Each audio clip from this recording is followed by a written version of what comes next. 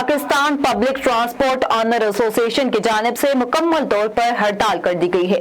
पाकिस्तान के मुख्तलिफ शहरों में जाने वाली छोटी बड़ी गाड़ियां अड्डों पर खड़ी कर दी गई है। पब्लिक ट्रांसपोर्ट की हड़ताल की वजह से मुसाफिरों को मुश्किलात का सामना है।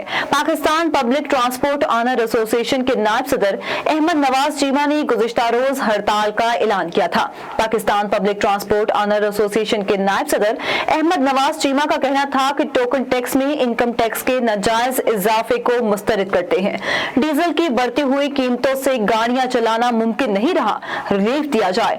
ट्रांसपोर्टर एजाज वराइश का कहना था कि पब्लिक ट्रांसपोर्ट को इंडस्ट्री को दर्जा दिया जाए। जब तक मुतालबात नहीं माने जाते हड़ताल जारी रहेगी।